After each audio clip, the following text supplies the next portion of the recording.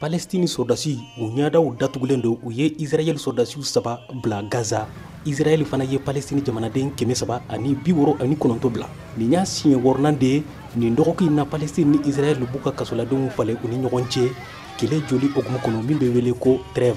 Kɛlɛ in joli bɛnkan n bilara sen kan janvier kalo tile 7 tɛmɛnen in de san 1 ni kalo 3 kɛlɛ kɔfɛ Israel ni Hamas cɛ. Hakili jiginna kɛlɛ in sɔrɔla Hamas kɛlɛkɛkulu ka binkani wale de kosɔn Israel jamana kan octobre kalo tile 7 san 2023 la.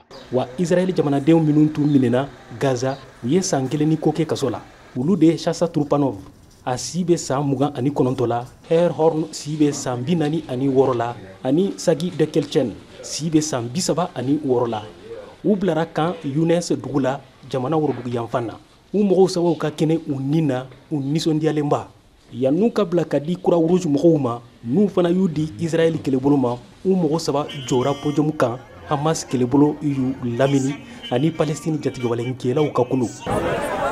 Israel fana y'a sɛnbɛntiya k'a ye Palestine kasoladen 369 bila. U fana y'u dɔn mobili bisi dɔ kɔnɔ k'u bila ka taa bande de Gaza kɔnɔ ani Cisjordanie yɔrɔ min n'a bɛ Israel bolo kan kabini san 1967 la 1967. Wa mɔgɔw bɔra ka caya k'u kunbɛn. Kɛlɛ in joli ta ko fɔlɔ n'an ko première phase de la trêve a bɛ ban mars kalo tile fɔlɔ de la wa a kɛra sababu ye Israel jamanaden 19 bilara Palestine jamanaden 1034 fana bilara. Mɔgɔ 33 Israel jamanaden wɛrɛw bɛna bila u cɛ la mɔgɔ 8 sara ani Palestine jamanaden 1900 wɛrɛw fana bɛna bila waati nataw la.